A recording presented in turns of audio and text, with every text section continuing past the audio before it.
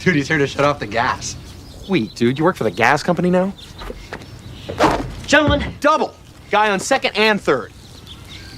is your canine locked up and or safely secured within your domicile? Yeah, he's at the vet getting his claws removed. And if you'll excuse me. Dude, does it just suck being you?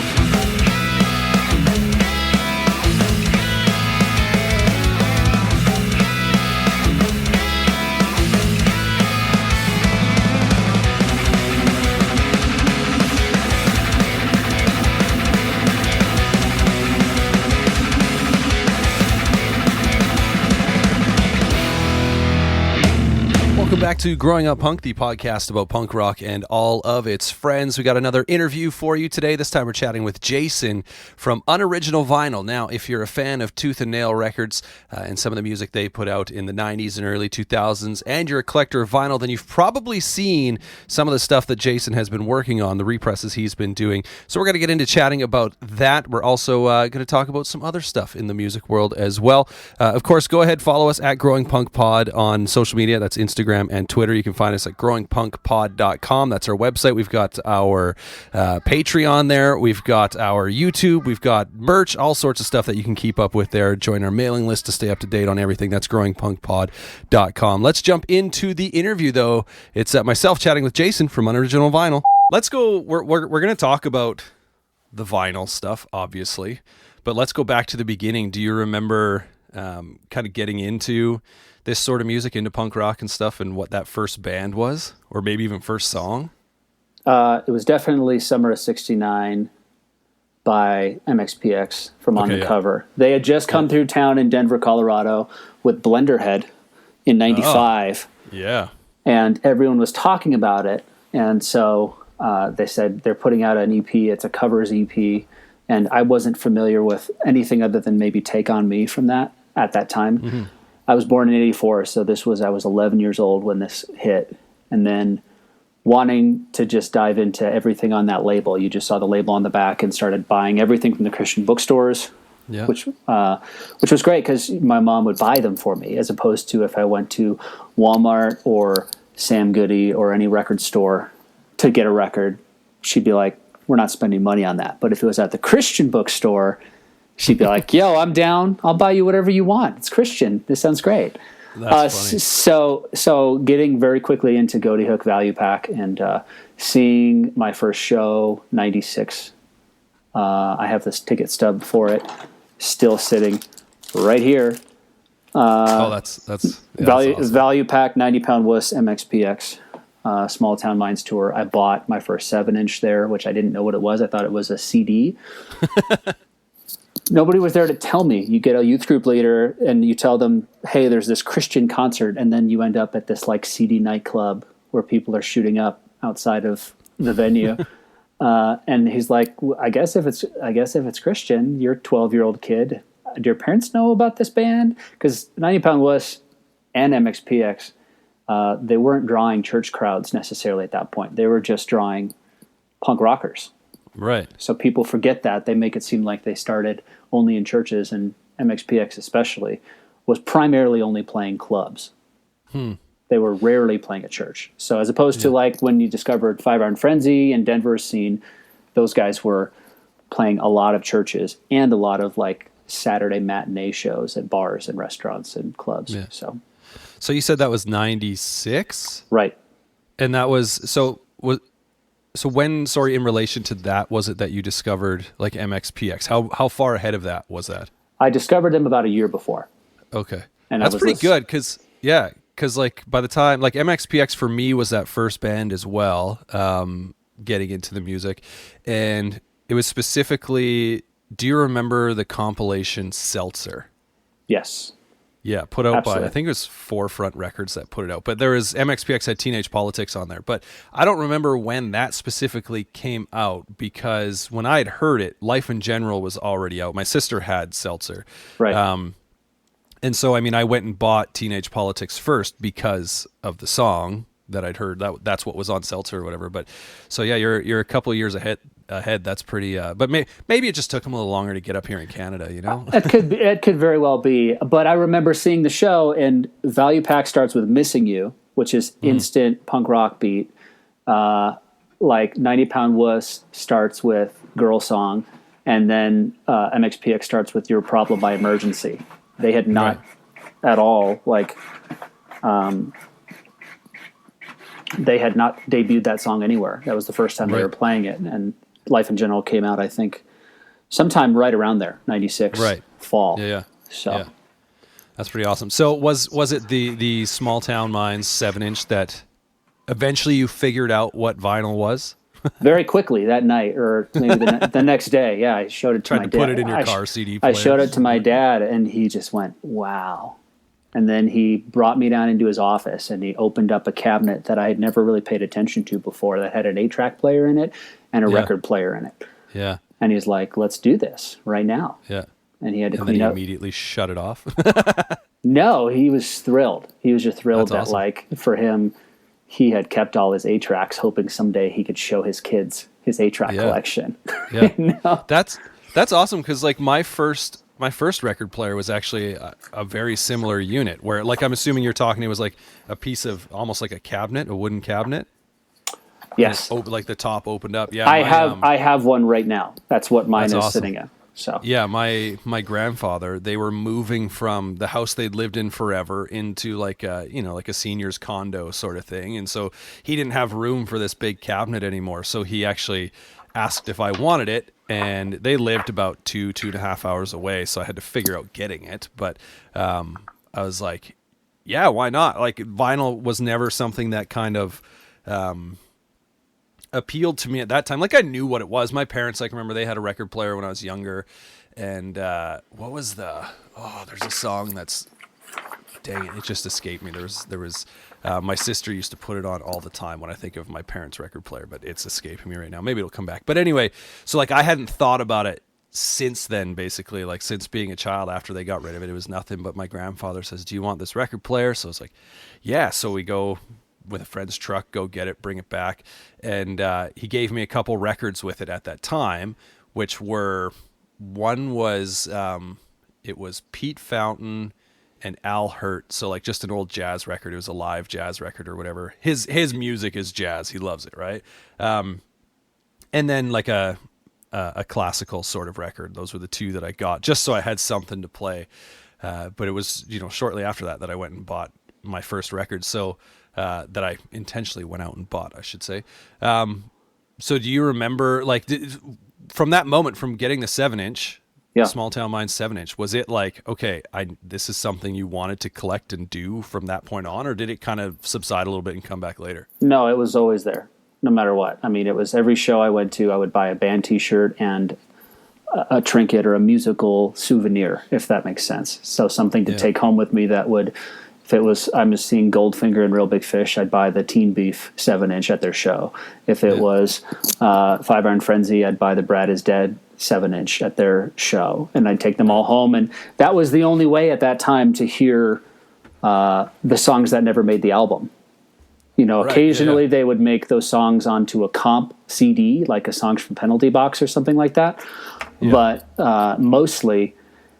if you wanted to hear sessions that were demoed but never put on the album for Five Iron Frenzy, our newest album ever, the only way you could do that was listening to the 7-inch comp or the 7-inches that the band put out. So I felt like it was a very important thing to just me. People would be like, why are you into this? Or if I would start talking about the whole discography of MXPX, people would be like, man, you're so deep in the well. You know every little weird B-side and strange song that we've never heard of before. How do you even know about this stuff?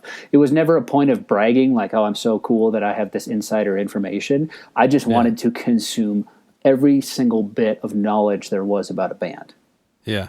Even including why they did not put that song on the album. So first question, if I met Reese Roper, I'd walk up to him and be like, yo, man, what's up with Marty not making it on our newest album ever? And he's like, who's this like 9-year-old kid or whatever coming up to me asking this esoteric question about stuff he doesn't even know about most of the time. The bands would be like, I don't know what you're talking about. I barely remember the recording session for the whole album, let alone the song that didn't make it onto the record. But that's just the way that my brain has worked. I've described it as, I just am very interested in acquiring a full, detailed knowledge of something before I speak about it. And then when I speak about it, I'm articulate because I have the sort of full scope of all of it. So if it's Tooth and Nail Records and putting out vinyl for Tooth and Nail Records, or if it's ska music and it's making a documentary about ska music, I want to make sure that the information I'm presenting is almost academic in its deconstruction, but presented in a palatable way that you're like, oh, I can relate to that. That makes sense. So, sidetrack, because you just brought up if it's making a ska documentary. So then were you involved in Pick It Up? Absolutely, yeah. Oh, amazing. Like I saw that you had like the soundtrack pressing on your Instagram, which by the way, we should say that you can see all of the glorious stuff you've been working on over at Unoriginal Vinyl. Is there anywhere else they can follow you? I don't know. I don't care. Excellent. So, okay. So let's sidetrack for a moment. How did that come together? I have this very, very deep knowledge of a band called Roger Clyne and the Peacemakers. They were a band in the 90s called The Refreshments. Yeah. And they had the song from like the King of the Hill theme song on TV or stuff like that. And there's a few of us out in the country who go deep, deep on that band. Like, I don't have any tattoos, but short of like getting tattoos, the band kind of level of fandom for Roger Clyne. And the director of this movie called Here's to Life, and the story of The Refreshments, reached out to me while he was making the documentary because they just said, who knows the most about this band in the country, to the band. And the band goes, it's probably Jason in Denver. Reach out to him. It's probably Sherry in, like Missoula, Montana. And so Taylor and I started talking. I told him that I make films and short films and travelogues and crazy things like that. And I started just feeding him information and footage that I had shot out around the country with the band and all this kind of stuff. And when that movie came out, it came out with a giant like thud. It's an amazing film. It's great. But most people don't know the subject matter at all. Sure, yeah. And it's so specific. Like you're talking about a genre, 90s alternative pop, rock. And then you're not just talking about that in the broad scope. You're talking about one band within that context. It's going to limit your audience pretty severely. But the people in Arizona love it. The fans of the band love it. I love it. Proud to be a part of that. And about 3 months after that debuted, Taylor was talking to a friend, and they were talking about ideas for a movie. And he called me and said, Jason, you know everybody. Who do you think you could get if we did a ska movie? And would you like to be involved? And I said, I think I could get a lot of people. I don't know that that's a good enough subject matter to make a movie from. Right. Like, I said, I got to know what the arc is. Yeah. I know that it happened. I know that it died a quick and painful death in the 90s. Where does it go from there? Like, what's the redemption story? He said, well, let's just find out. Let's just start filming these bands, telling their stories. And oddly enough, they made this festival at that time called Back to the Beach. And at Back to the Beach in California, this was 3 years ago, the bill was all like 90s ska bands and punk bands. Right. And so Taylor said, come out and film it with me. You go location scout and you pick up bands. You're just the guy that'll talk to anybody unapologetically. And if they tell you to fuck off, you don't care. And that's true of me. So he hooked up with Leonore as well, who was from 5 Hour and Frenzy. And she knew a couple of the bands that were going to be out there. Dave from Mustard Plug, Dave McWayne from Big D and the Kids Table, Roger and Chris from Less Than Jake. So she came out and sort of was helping. She and I teamed up, and Taylor and another photographer teamed up to film the festival. And then we'd come to the festival and film a lot as well. So a lot of the film footage from Back to the Beach is just a confluence of the 4 of us working together, staying at an Airbnb and the like. Did you see that movie? No, I haven't seen it yet, but I kind of followed along as it was becoming a thing. So I was running at that time like the social media, so anything vinyl related for Ska Movie was all me doing all that stuff. Right, okay. And then filming and coordinating, and then after the movie was released, doing all of the licensing for 18 different bands for the comp record. I mean, there's a lot of bands on here that are well known with well songs, and so trying to figure out how to get each one of those bands paid fairly and equitably, despite how big or small they were. Like nobody knows who King Apparatus is, even though they're phenomenal. Right. but we wanted them to get treated the exact same as Less Than Jake, if that Yeah. makes sense in terms of divvying that stuff out. It was a fun experience. I loved it. And the redemption actually came when we got back to the beach. Me thinking a festival of 90s ska bands in my mind's eye from Colorado and the music that I like now, which isn't typically modern day ska. I'm not like Right. the biggest Kill Lincoln fan in the world, even though they're great. I just don't listen to this stuff. Sure. Yeah. I thought 3,000 people, right, would probably show up to this festival on the beach to see these bands. That's my guess at that time. Yeah. We get to this festival, there's 35,000 people. Right. And I go, what is happening right now? And shortly after that, like Interrupters have a big hit on the radio, and there's this big resurgence and just like mashing together. And in my view, and in Taylor's view, the director of the film, we both have this philosophy where it's like, we're going to chase those stories that we find interesting and fun and compelling to us. And whether or not the audience is going to follow suit is not really the concern. Like the concern is that it's the right thing to do for the preservation of this culture.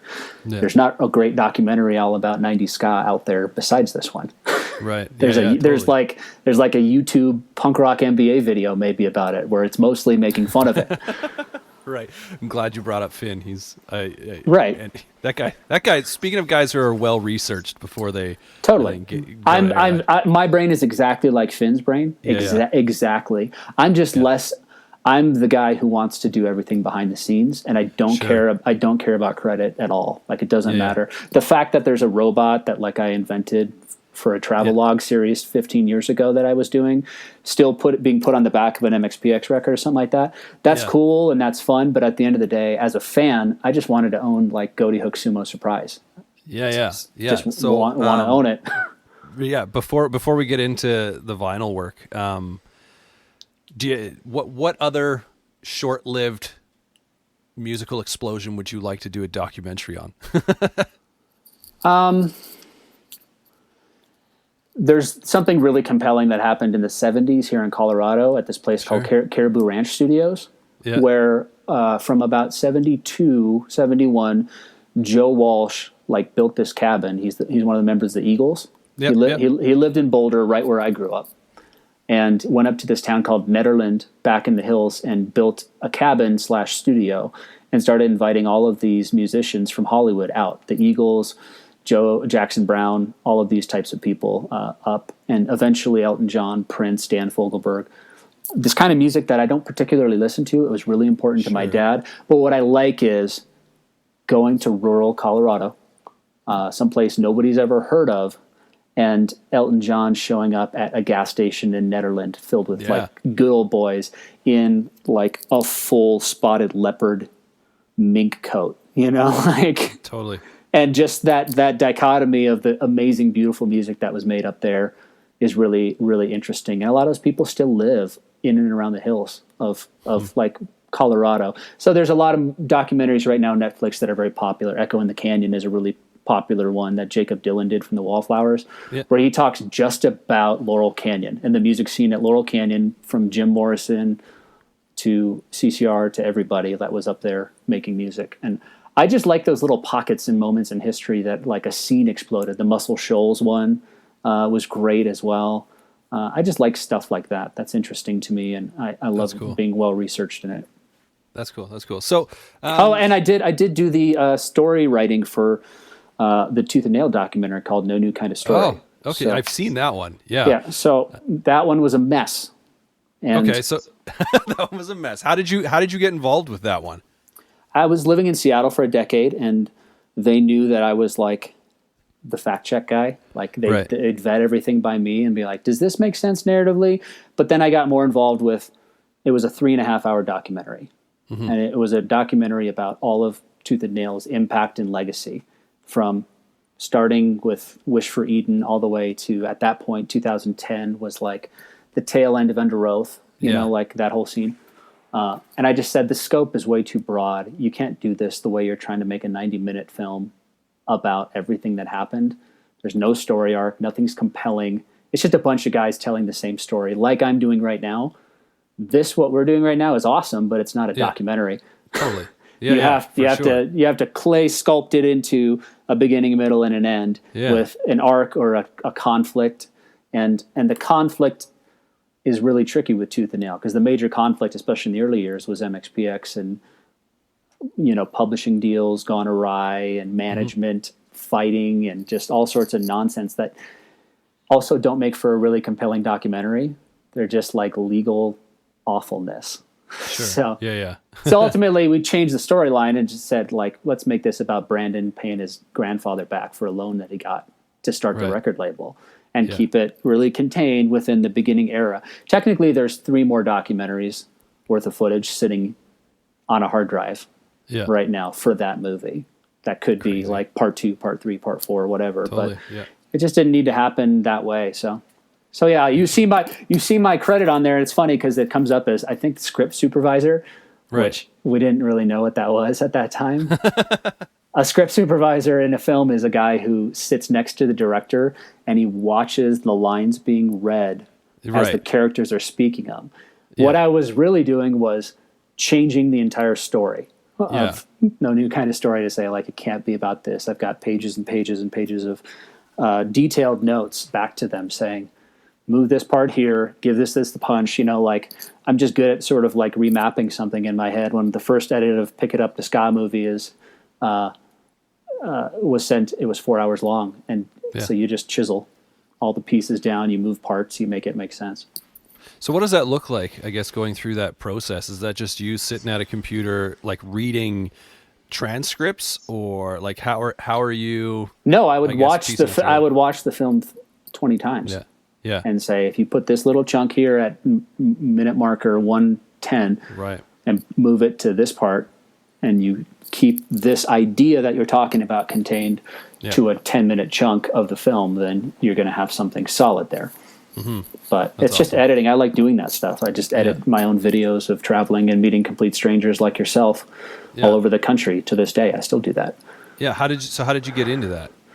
I went to college and I studied broadcasting and journalism and speech communication, and I had my own TV show where I interviewed bands that came through Fort Collins, Colorado. Every time a band would come through that I was interested in, I'd go out with my little, like, giant news camera and my light kit and my interview stick and go interview every band. And every band from 2002 to 2007, I was interviewing all the time. I was at ODB's last show the night he died in Fort Collins. Like, crazy stuff like that.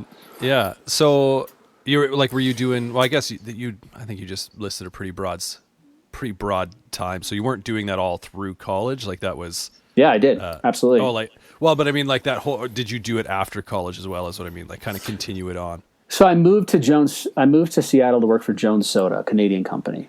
Nice. Yes.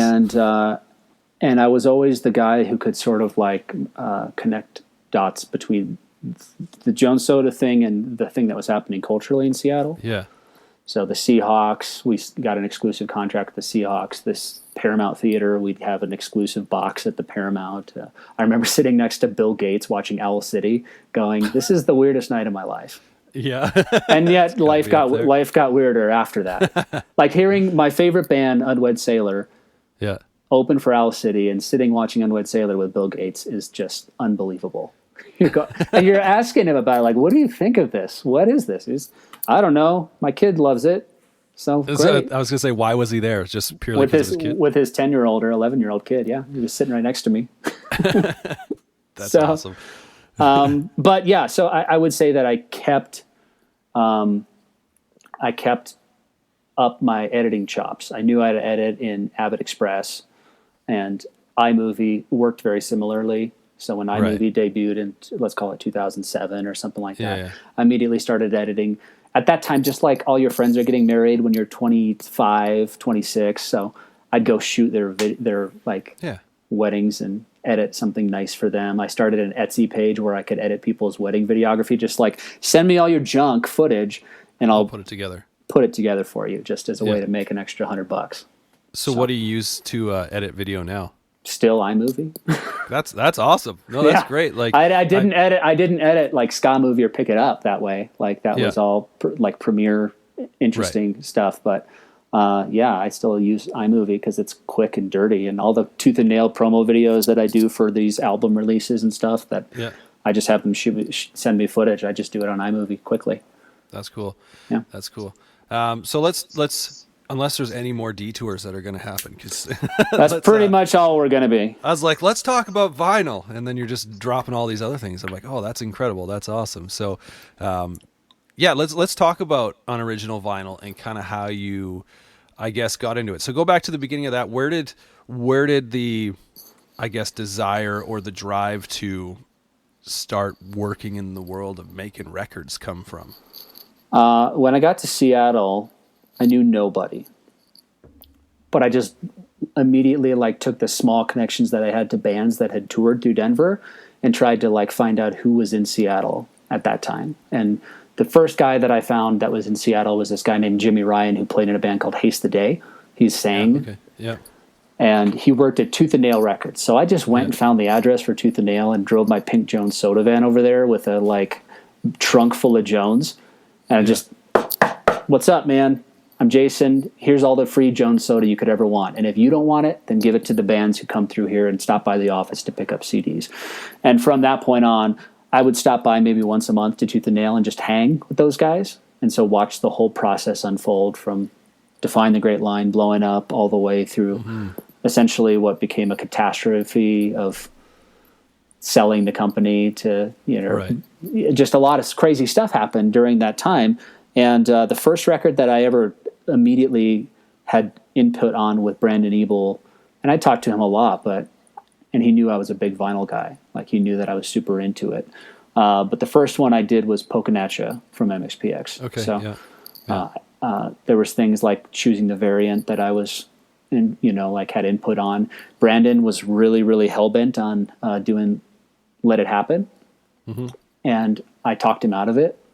They were at a nice but kind of rocky place. It's always nice but rocky with MXPX between the label and MXPX. But at that time I said, let's do Poconacha. It's never been pressed.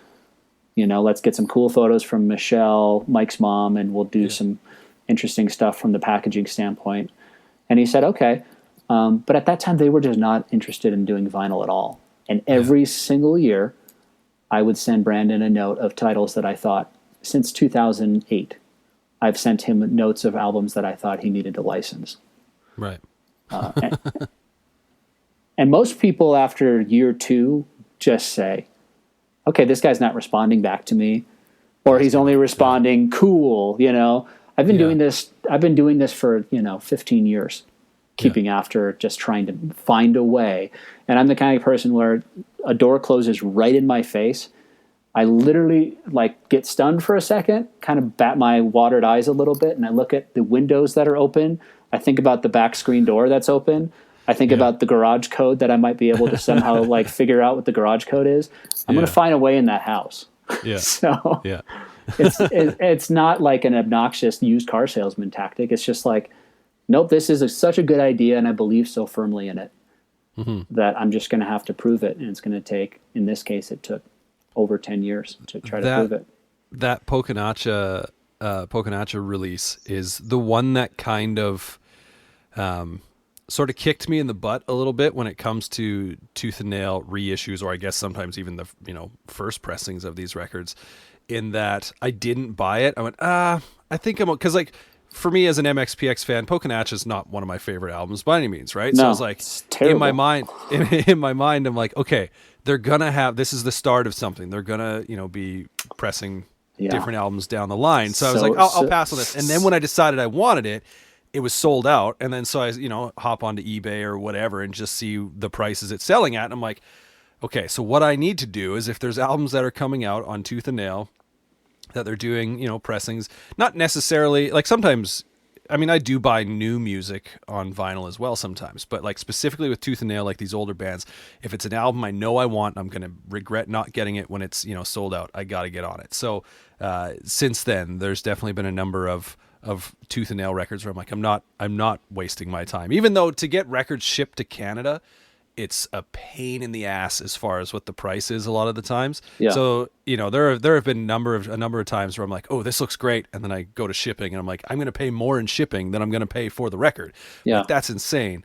But But I have picked up a couple of your pressing, or like that you've kind of worked on over time. Some of them tooth and nail, some of them not. But so I blame you though now for my every time my wife gets mad at me, going, "Man, that's an expensive record." Yeah, but if I don't buy it now, it's going to cost double. Well, there is that, and there's so few of them being made. I always describe it as like, start with the pie, and that pie is 7 billion people.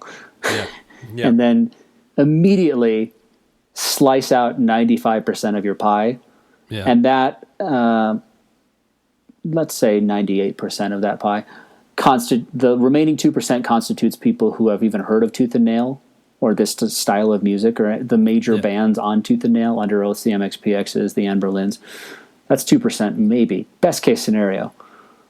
But then you got to take that 2% and then you got to keep slicing even more down. Who wants physical media still? Who would prefer to own physical media versus streaming this album on Spotify, in spite of the fact that half of these albums don't exist on streaming services that I'm working on. They don't, and they won't. And they will disappear in history if I don't make 500 pieces of physical goods reminding people that existed. You know what I mean? The 2% pie gets smaller and smaller and smaller until you whittle down to what frankly is, and then you got to add in other challenges. Licensing fees are insane from major labels. Tooth and Nail does not own any of their own catalog. Most people don't, and MXPX doesn't own their own catalog. Most of these bands for Ska Movie, the soundtrack, don't own their own licensing at all.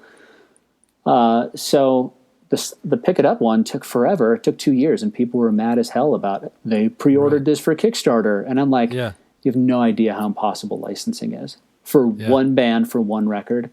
Take that one and multiply it by 18, and then you have to, factor in COVID this year. You have to factor in the fact that a lot of labels have been putting out really great competitive reissues. You've got to sit there as a fan of this punk music and be like, do I buy the new Slick Shoes record, or do I buy the equivalent priced $30 repress of Newfound Glory self-titled? Yeah, and that's actually, you bring that up because I looked at that and I was like, oh, like that's my favorite Newfound Glory record, hands down. Right. And as I was going through the checkout, I was like, no, I'm paying more in shipping than what, this $30 record just turned into a $60 record, right? Yeah. Especially then you factor in for us up here in Canada, like the exchange rate. It's like, sometimes I just gotta find a friend, my friend. Find a friend. Get yourself a friggin' a station down here in Seattle or somewhere that you can get all the stuff shipped to, and then send one box time. For sure. I do that for my buddy. He designs all the records with me in Switzerland. So all the records we work on together, I still store into one box, and I just sent him a 16 record box, $450 to ship that thing to him in Switzerland one time. Or per record, you could be paying $80. Yeah, exactly. Yeah, so, I mean, for sure. There's that's the challenge. Like, you got to figure somebody is going to help you out if you can get a hub down here. Sure. So let's talk about, I guess, the process of what it is exactly you do when working on these, right? Whether they're, reissues. Let's start with the process of what you do when working on a new record, first pressing of something. Yes. And what that looks like for you. Well, I describe, first of all, the process is laborious, and I have to secure a legal license to licensing, master use licensing, publishing licensing. Publishing will get the band whose record I'm interested in pressing on vinyl paid, essentially. Mm-hmm. It's not a great amount, but they own the publishing most of the time for their records. But whoever owns the publishing has to get paid. So there's a lot of legal paperwork that gets filed, first of all. And I work with Warner or Universal or major labels who are not interested in me at all because I'm pressing 500 records. Vinyl Me Please is doing licensing. They're another Denver-based company who I'm friends with. I think they're rad dudes. Yeah. They're pressing $30,000 of a record. Right. That's their pressing quantity. Well, yeah, because they do like a monthly subscription thing, right? Yeah. So when they go to a Universal or Warner or something like that, soliciting the one buyer that works in that licensing department for vinyl, there's only one guy there. Right. Whose email is he going to respond to? You know what I mean? Yeah, like totally. Yeah. the 30,000 guy or the 500 copies of Yeah. Value Pack or whatever, you know? Yeah. He's like, no thanks. So 99% of solicitations on major labels for vinyl get not rejected, they get ignored. Totally. Yeah. They just aren't picked up. So through friends of friends of friends and constant me looking, not just through the open door that I've been kicked out of 100 times, but looking through the open window and the back doors, started to really work my way into convincing people that, hey, we're not doing 500 copies of something. We're technically doing 3,000 copies of them. When you look at the release schedule that we're presenting to you, 12 titles over the course of the year at 500 copies, you know, Yeah. with the money up front, like you have to pay for all this stuff. There's no, like some places maybe give you a 30-day to pay off the entire thing, which is why you Right. see a lot of pre-orders that go wrong. Yeah. Like Yeah. you see pre-orders and then the goods don't arrive. And then you're like, well, what happened here? That's what happened. They needed the money up front. They didn't pay it. And then that record went away. As a point of principle, Universal or somebody like that would just as soon throw your records in the garbage that you didn't pay for in your time window. Yeah. So it's a big ask to financially license one record. You know what I mean? Like picture between $5,000 and $15,000 per album that you have to just have in your back pocket. Yeah. For albums like the MXPX self-titled record, I think you also did like the Mike Herrera, I think the live acoustic vinyl. So for those though, like you don't have to go through any of that process for things. Do you just work with the band or? Yeah. And I've got pitch decks that I show them design ideas, comparative, like the one with Mike Herrera, I was showing them pictures of what was popular at Target, the Motown #1s record, the Stevie Wonder greatest hits record. These are on sale at Target right now. This look is very in for design. So I said, let's focus on Mike's mystique, his sexiness, his class, you know what I mean? And they bought it. So, but there was no need to necessarily, like, people weren't dying to own those live sets on vinyl. You just have to come up with an idea, and 90% of the ideas that I come up with are shot straight down. No, not doing it. That's too crazy. And I'm just used to hearing it and go, okay, but what if we did it a little bit differently? What if we did that thing as a series, and we did like moments like this Canada, moments like this South America over the course of 5 years, and then you have this cool like carded series where there's a blue cover one and there's a red cover one, and there's you kind of explain to them how far down the rabbit hole you've gone in your thinking. And when you explain something clearly enough to somebody that there's intent behind it, then it works out okay. So outside of licensing and stuff like that, what's when you are you typically approaching bands? Like what is it that makes you when it comes to pressing something? Is it like you mentioned earlier, I want Sumo Surprise or whatever? Is that just you then going, okay, I'm going to approach these guys and figure out how I can do this? I guess when you're working with labels and licensing, it's licensing. You just have to go to legal. That's like a legal thing, and you have to see how many they'll tolerate, how few they'll tolerate pressing. To go through all the paperwork hassle. And so I've been lucky enough to find most of them settling at 1,000. So you sign paperwork that eventually 1,000 will come out, but most of the time it's 500 for now, just to see if they go. And if they don't go, then you have to kind of revise and go like, I don't think we're going to need more of the other 500 of that one. It didn't go so well, but Slick Shoes Burnout, you could do another 500 probably today. Since it's totally gone, and do it in a new color, and it would do great. But let's. But if it's an independent band, I'll find them or they'll find me, and they'll go, "What is it you do?" And I say, "Here's the deal. If you want somebody who understands vinyl and understands what a 10 out of 10 looks like for vinyl packaging, and can execute a 10 out of 10, or you want somebody who can do a 1 out of 1, you don't understand anything. You don't understand what a pressing plant is. You don't understand what a test pressing is. You don't understand what the material of vinyl is. You don't care. You just want to have a vinyl record to sell in your merch shop, and you want somebody who can do that for you easily and without hassle, and just so you just sign a piece of paper, I'm a project manager at that point. You know, I can do the artwork, I can do layout. I'm doing a lot of layout projects right now for a lot of bands, brand new layouts, like never been seen or done before. So that part's not original, but I basically say, I will get you to whatever number on the scale you want. If it's a 1 and you want a black vinyl with a single pocket jacket, no insert, I'll get it for you. And I'll get it as cheap as possible, however many quantity you want. If you want ghost swirl with blob ort cloud and art print and hand signed, hand numbered, silkscreen poster wrap around on mirrored paper, that's like the 10 level. I'll do that for you. I know, I just can sort of ask them right up point blank. How much do you want to be involved in the process? I'm doing this with a band that you've heard of from Denver who's having a very successful Kickstarter, who shall remain nameless right now. How far do you want to take this? How crazy do you want to get?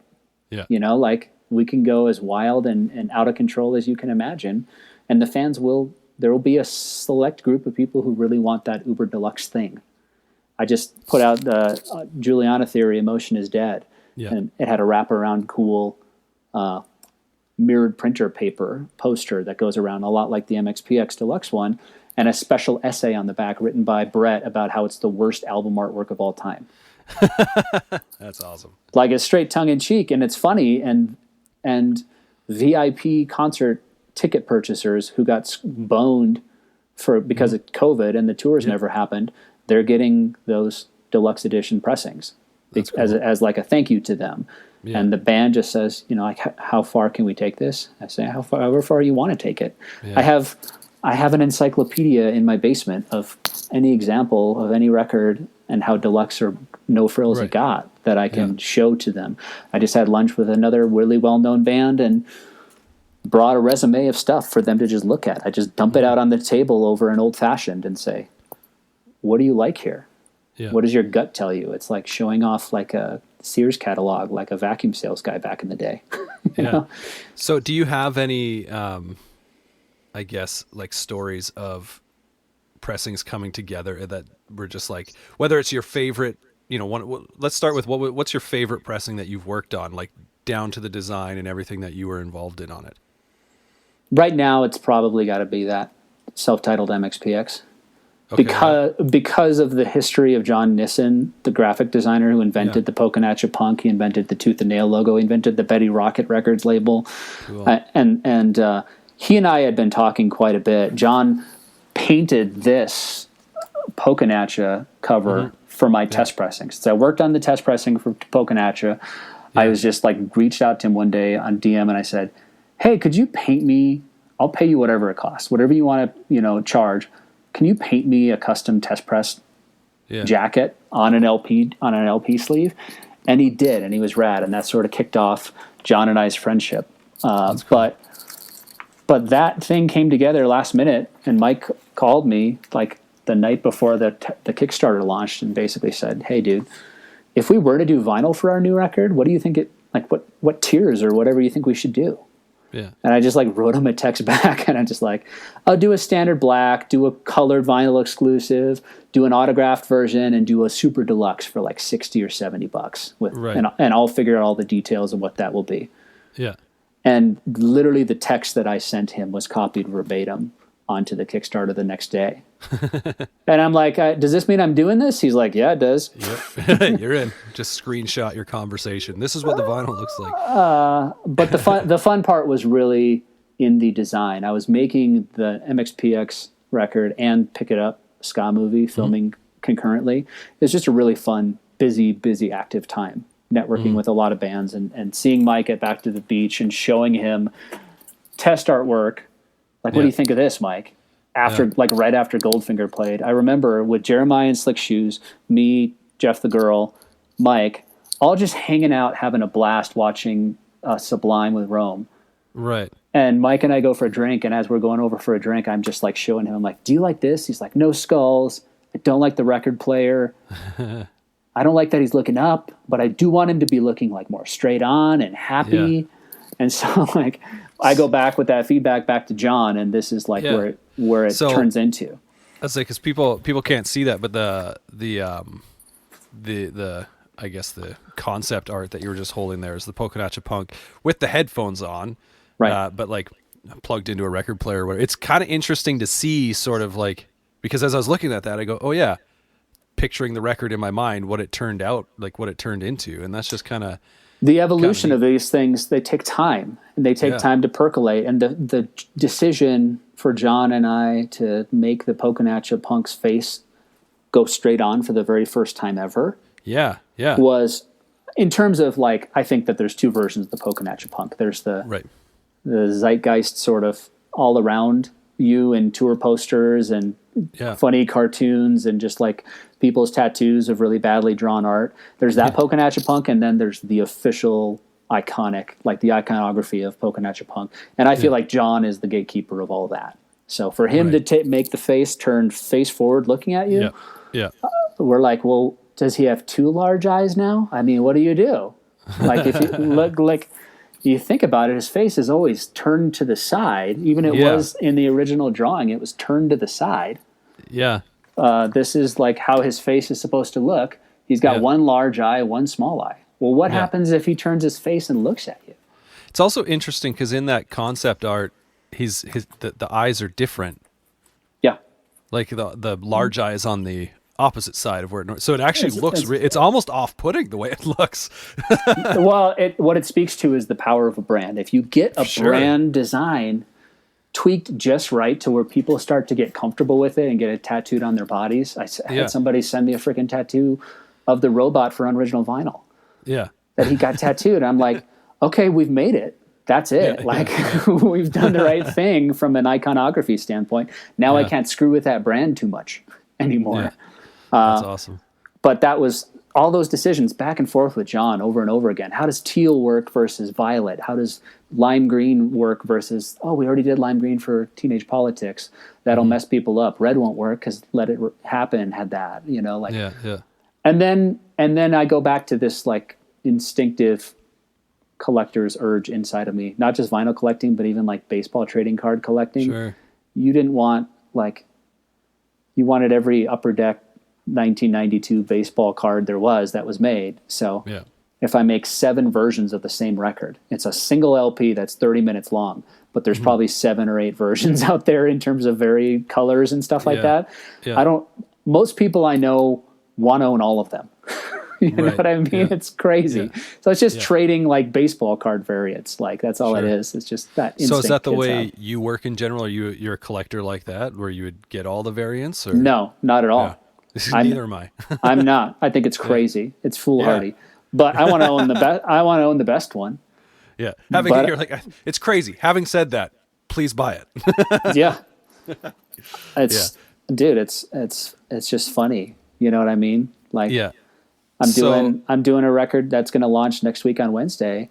There's 2 variants of 2 different albums, and we know for a fact that almost everybody who's going to buy it is going to buy every single variant. Yeah, from 2 different stores. I'd say that's the thing is the market is like, there are a lot of people like that, right? Like, especially if they are, I know some collectors that are big fans of bands where they want them all. Me, I kind of take the approach where it's funny because I don't know if you saw, I did a video on MXPX and like the vinyl collection I have. And typically I'll say most of the pressings I have are black because there's just something about, for me, like that classic look that I like of the black vinyl. So it was kind of funny because when I pulled out MXPX self-titled, in my brain I was thinking I ordered the black, and then I pulled it out of the sleeve. I was like, oh no, I actually have, I think it's the teal pressing. And I was like, oh dang, like, and the fact that there was a black one and I didn't buy that one almost surprises me. Yeah. But there must have been something in the perks where I was just like, oh, I just want to, go up. I do that. I have stupid rules like that where I just watched your Foo Fighters video about your Foo Fighters collection, and it was funny because for Foo Fighters, I want to own every Skyscape cover of Sonic Highways. I don't really like Sonic Highways, the music. I love the documentary.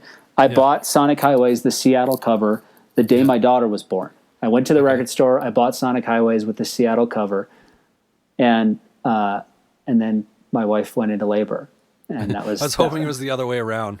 Honey, we gotta go. Yeah, just give me 5 minutes. I gotta go to the record stop store. at the store on the way. So my rule on that one is I'm going to find every cover of Sonic Sure. Highways so I can put together the whole mural back on the wall in my that office. would be very cool. Yeah. But I can only buy it at a record store. I can only find it at a record store. So it may take the rest of my life. Yeah. I think I found 4 of them. So that's almost like a game or a goal that you set out. You won't go online and do it. Correct. You're just like, nope, I gotta find it. That's cool. Yeah. I can get behind that. That's the kind of variant collecting I'm at. It's like Right.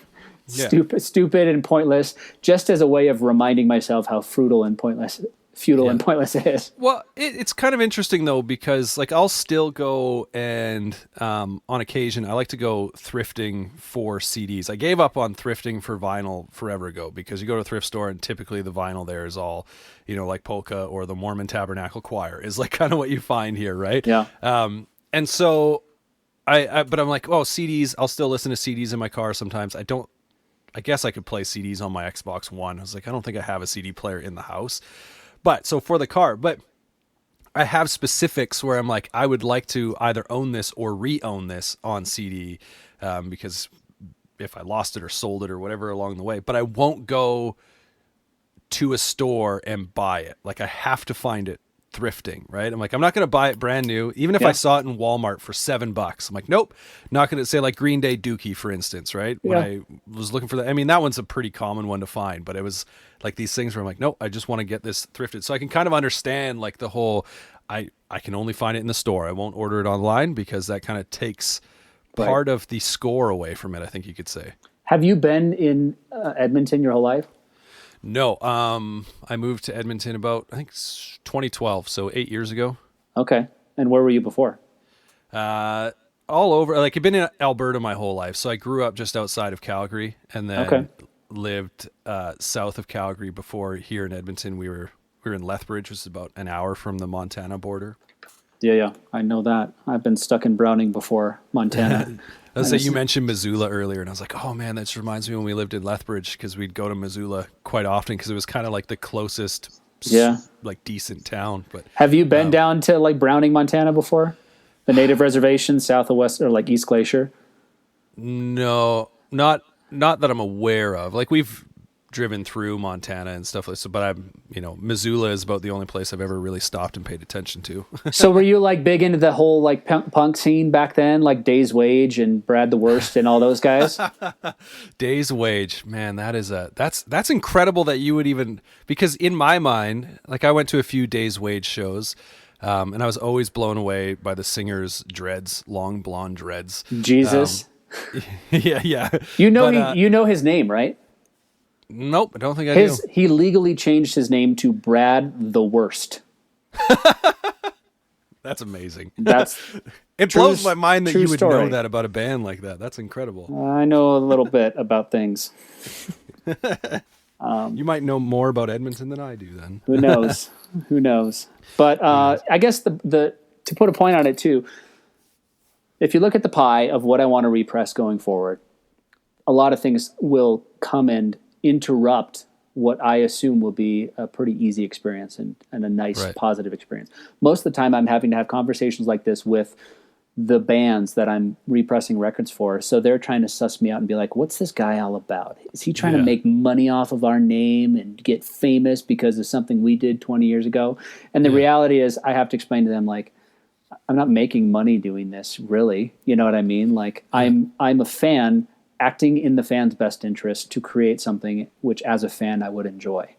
Totally. That's who I am and what I'm meant to do here. And I just happen to have found the hurdles over the hardest parts for any management of any band or any singer of any band to get through, which is all the legal bullshit you got to deal with majors to get these records. And then sometimes bands, because of the way they behave, will immediately turn me off from the idea of ever working with or repressing their band. Like, I don't need the drama in my life to go through that process. As much as you would love it and I would love it as a fan, sometimes some things are best left back then. Sure. If people are going to be really grateful about it and bands are going to be promoting it and celebrating it and helping you in the process, ultimately I'm just like this weird like I'm just a middleman who's trying to make these things happen Yeah. really quietly behind all the scenes. So I'm not an official record label, I don't think. Sure. I don't know what I am. I'm just trying to, who cares? Yeah. So do you have an album that's kind of like the holy grail that you would love to be able to do? That's a great question. I've submitted so much paperwork that I'd like have to blur the lines between what I've submitted and actually asked for to do. Yeah. Yeah. And you know, I just got to do the Under Oath stuff, which was really cool for their Right. observatory campaign. Yeah. That was kind of a big special thing for me. The one that I really love that I don't think will ever get any play, but might do well for Record Store Day, is this band called Dog's Eye View from the 90s. Okay, They had a yeah. big song called Everything Falls Apart. They Right. were like, they were amazing. I loved that record so much, and it was so important to me. I'd love to get to work on that one. But again, time will tell. It's a licensing Mm-hmm. thing. And I also like it because that guy, Peter Stewart, the singer of that band, nobody's seen or heard from him in 10, 15 years at all. Like, no matter, I know a lot of people, like a lot of people, even in that scene, and nobody knows where this guy is, what happened to him. He's just gone completely dark. So part of me, the discovery and the journey of this is like finding some of these people who have these really amazing, like, songwriters from my era growing up, and like, what happened to you, man? Like, where have you been? What's your story? I just love hearing their story. I met the guitar player for the Refreshments, going back to that pre-ska movie, Refreshments. I found him by happenstance. Right. And I told him, hey, I'm going to be in Kingman, Arizona on a Wednesday. Would you meet me anywhere between San Diego and Kingman, Arizona to play guitar? And he said, yes. I'm in like Palm Springs right now. I'd like it to be within 2 hours of Palm Springs. So I looked at a map and I saw on Interstate 10 there was this little nothing truck stop, not even a truck stop. There was no gas station, just a trailer park. It looked like it was bombed out. It said Desert Center, California. And I said, will you meet me at 5 p.m. right as the sun's going down at Desert Center, California, and play guitar with me? He said, yep. And this was like a 7-hour drive for me. Yeah. And I got in the car and I just drove to Desert Center, and I pulled up and he was there. And we just sat and played guitar to all these songs that I loved as a kid. And just listening to this guy talk until it was dark out, and then drive 7 straight hours back. Like, there's no hotels out there. Yeah. Yeah. So, but I filmed all this stuff. There's proof of all of it. I did it for my travelogue show over the whole years. Like, this was just crazy stuff that, like, impulsively, I'm just always adventuring, always curious. My optimism level about people is always like at a 9 out of 10. I'm always optimistic and hopeful about everybody. And so when I talk to really cynical bands about fuck Tooth and Nail Records and the man and the system, and we got screwed out of this publishing deal years ago, my optimism kind of infects them, if that makes sense. They're oh, well, this guy, he seems okay. And he's friends with Mike, who doesn't like Tooth and Nail as well, from MXPX, or he's friends with this guy, and they had a bad but he seems to be in the middle of everything and not offending anybody with what he's trying to do. So the more I do this, talking to you, and if 200 people hear this, if one person hears this, I don't care. I just like to meet new people so that I know next time I'm up in Edmonton, I got somebody to hang out with, because I literally will, you know? Yeah. If for whatever reason you need to come all the way up to Edmonton. Stranger things have happened, as you can hear from my anecdotes. Yes, that's fair. That's fair. Man, this was a lot of fun. I dude. came into this having no idea what we were going to talk about outside of records, and you got a lot of great stories. So thanks for taking the time to hang out. So if you want to follow Unoriginal Vinyl, doesn't matter. I didn't even you'll find out what I'm putting out the day before it comes out, and then the day after it comes out, it'll be gone. That's just how this is working lately, which is good. I mean, it's a good problem to have. We're doing such limited stuff that if you've gone this deep into the rabbit hole of the internet and you found me and you're at an hour into this interview, you probably already know about this stuff already. But if for some reason you don't, then check out, I think I got a guy who runs our Facebook for us and the Instagram for us and stuff like that. I'm busy working with my partner in Switzerland, making, you know, your 12-year-old youth group leader's dreams come true. You lied to me! Again! Oh, right. I guess the dog's vet appointment's tomorrow, isn't it? We took the cat in today. Honest mistake, Squeak, sorry. My name's not Squeak, all right? It's Kenny!